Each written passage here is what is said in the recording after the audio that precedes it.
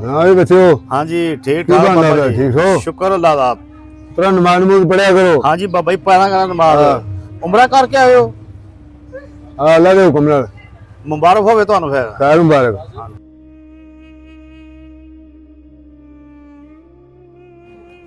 हाँ भी बच्चे हो लगे हो काम।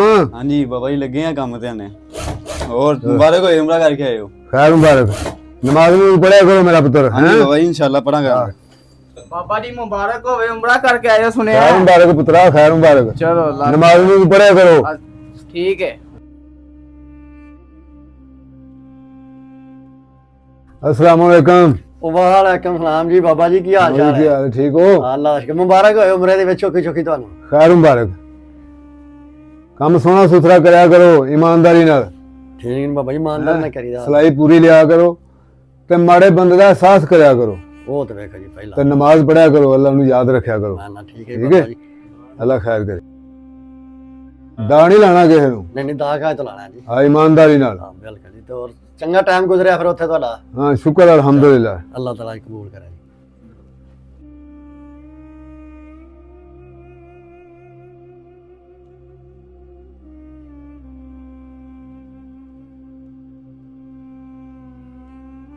अस्सलाम वालेकुम। हाँ जी वालेकुम सलाम बाबा जी की हाल है शुक्र अल्हम्दुलिल्लाह। तू सुना बच्चा की शुक्र जी अल्लाह दा ठीक है? ते मुबारक होवे मैं सुनया तुसी उमरा करके आए हो खैर मुबारक। शुक्र है अल्लाह दा। आजो बैठो बैठे और काम सेट चल रहा है। हां शुक्र है दुआवां तोड़ियां अल्लाह दा शुक्र है पुत्र नमाज नूं पढ़िया करो पंजे वक्त। जी बिल्कुल क्यों नहीं अल्लाह नू याद रखा करो अपने काम का ध्यान दियो बिल्कुल नीयत साफ।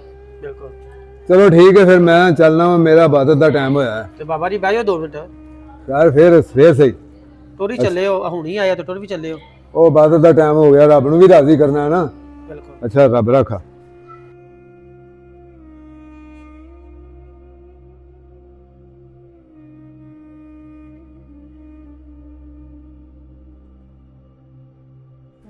या अल्लाह तेरे नाम दा यार माल डंगर दी खैर करी सब दे माल डंगर दी सारियां दे पिछे मेरे माल डंगर दी भी खैर करी।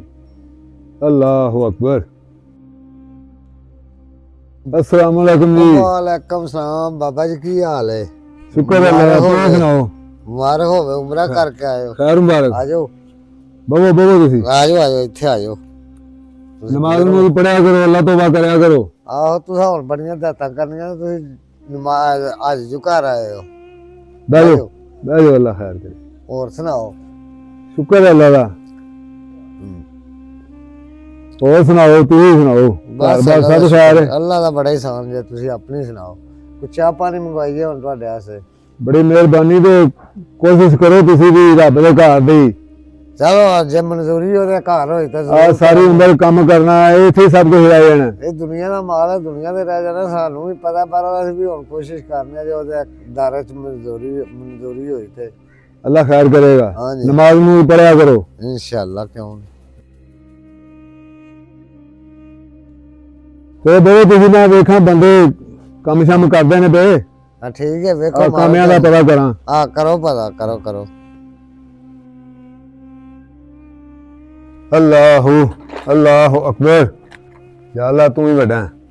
अस्सलाम वालेकुम जी। वालेकुम सलाम बाबा जी मुबारक होवे बहुती बहुती। और खैर मुबारक पुत्रा खैर मुबारक। और चंगा सफर लंघ गया फिर? शुक्र है अल्लाह दा बड़ा सोहना सफर लंघिया। सोने दे घर गए सारे सोहना सफर लंघिया। बड़ी गल है बड़ी गल है।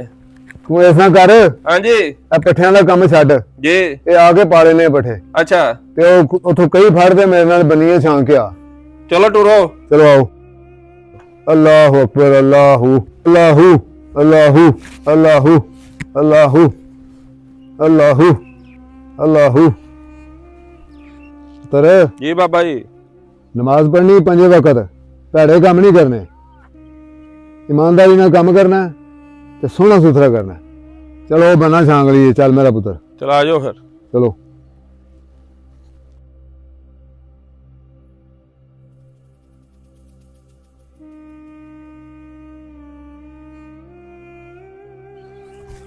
अल्लाह अकबर बिस्मिल्लाहिर्रहमानिर्रहीम सुभान अल्लाह सुभान।